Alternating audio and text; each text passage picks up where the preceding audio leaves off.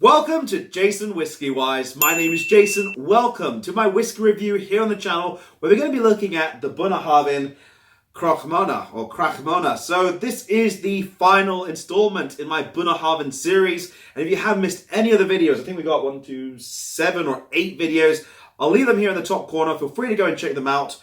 We reviewed the 12, the 18, the 25, the Stiuireadair, the Ceobanach, the Eirigh Greine, and now this one here, the Cruach Mhona. So, lots of whiskies, some really crazy names, but we're going to work our way through them. So, this one here is going to conclude the series. It's a no-age statement whiskey. It's bottled at 50% ABV, so a little bit higher than the Bunnahabhain's regular 46.3. And the actual name for this one, in Scotch Gaelic into English, means peat stack. And that is it, because it is a peated expression from the Bunnahabhain distillery. They do peated and unpeated, which not a lot of distilleries on Islay actually do. So it's quite cool. So in terms of the distillery itself, is the Bunnahabhain Distillery. They're owned by the parent company, the Distill Group, and they're located on Islay, Scotland. And I did pay them a visit a couple of months ago, fell in love with the place, and pretty much want to leave with all the Bunnahabhains I could get. But I'll have them hopefully soon here, because I've loaned them out to some friends so they can try them. And then I'll bring them back, and then we can review them here on the channel, maybe in the new year. Maybe have it for my Whiskey of the Year video, because that'll be actually a very cool concluding video. So, this one, in terms of price point, you're looking at around about £80 at this moment in time, and that's between travel retail and the domestic market. I couldn't get a current travel retail price, as a couple of my friends couldn't see it in the airport when they flew through, and I haven't flown through for a couple of months now, so I've been in the UK quite for a little while. But online, there has been some places that sell it for around about 90. So we can imagine it's about 80, maybe a bit under to £72. Now, in terms of exclusivity, yes, it is travel retail exclusive. However, again, just like the Eirigh Greine, it has seeped its way through into the domestic market. So some places you will find it in whiskey specialists, as they've just gone and sourced it. So without further ado, let's jump straight into the nose. You can smell this, I love it. Let's get into the taste notes, into the nose.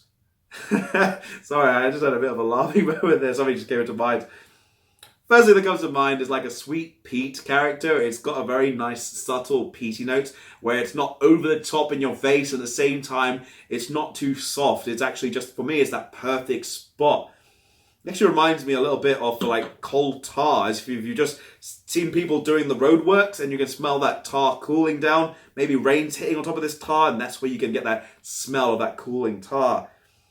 There is, this little bit of a note that's like a grassy smoke, which for me, when I do my gardening and when I ever put stuff in the fire pit and burn it, it really reminds me of that burning grass character, and it's really unusual. But to have a combination of this tar, this grassy peat, it's really quite fun. And even a little bit on this one of a rubbery note.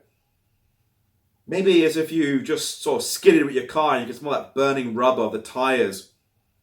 A little bit like that. It's got so much going on the nose for this one. It's incredible in terms of all the different notes you're finding in terms of peat and smoky characters. Then after that, you get this sweeter sort of, as this sort of the smoky notes have just gone through, and then you just let them have some time in the glass. You get these sweeter notes, and it's like sultanas, but I like to say honeyed sultanas. A little bit of pear. And there is this faint peppery spice, and to me, it's like almost if you had a honey glazed ham, a little bit like that, where you've got that honey note, but at the same time, the sweetness of the sultanas and this spicy little peppery note that's trying to sort of, give you all that spice, but it's not just there yet. It's like a little like muted version of spice. There is that coastal maritime character, that saltiness, that sea breeze.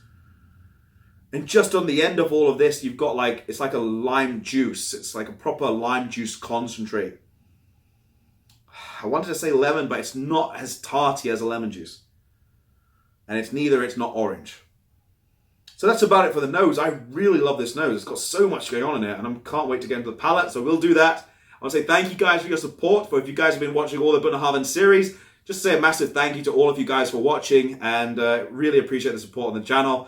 So without further ado, I raise a toast to you guys, and let's get into the palate next. Slanger. Straight away, you'll get like a nice medium full texture. This one actually has that perfect mouthfeel for me in terms of what I like in a whiskey. At the same time, It's not overly hot like the previous version, which I won't spoil it for you. I'll leave it linked in the top corner. But straight up on the palate, I'm getting like sweet cloves, a little bit of, oh, what do you call those? Like, it's like a earthy, peatier note, but at the same time, there's a salty, there's something that you have when you have olives. God, no, not peppers. Capers, that's it, capers. It's like capers, you get that bitterness, but at the same time, a nice salty character. It's really complex on this one, but it's really making you search through your sort of bank of different tasting notes that you remember and really just pinpoint these different notes. Now, after you let that salty character fade away on the palate, the residual bit on the back palate is a bit more softer. It's like maybe a little bit, say, cider apples, cider green apples. And then it reminds me of like a barbecue sauce, like a barbecue chicken wings, which I had recently. But a little bit more citrus in this barbecue sauce mixture. So it's coming out a little bit more zingy, a little bit more vibrant, a little bit more character. And then a little bit more heat just makes its way through on the back of the palate, like a little bit of cinnamon. I'm going to have a second sip because I just want to confirm that.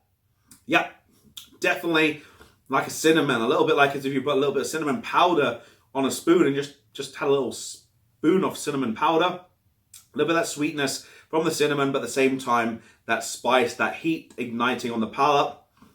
And then that salty maritime character really just back into it. Like I had the capers on the beginning, now that salty maritime character just on the end. Really lovely whiskey on the palate.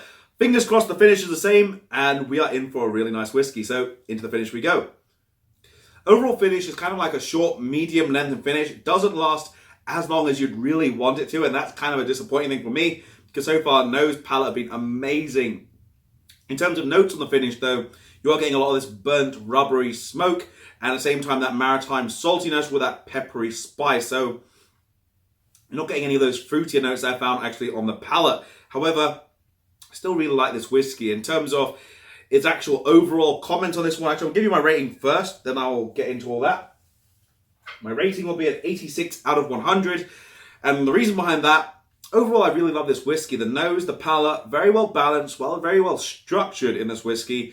At the same time, you've got enough complexity, but not over the top where you're kind of lost in a whiskey. Because sometimes being an over complex whiskey can completely confuse someone and they don't know what they're looking for in the whiskey.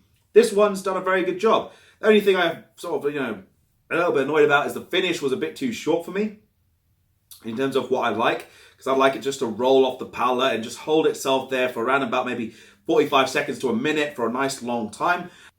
I just wish it had a longer finish, because it's just, it's just like shouting at me. It's like, Jason, you love it on the nose, you love it on the palate.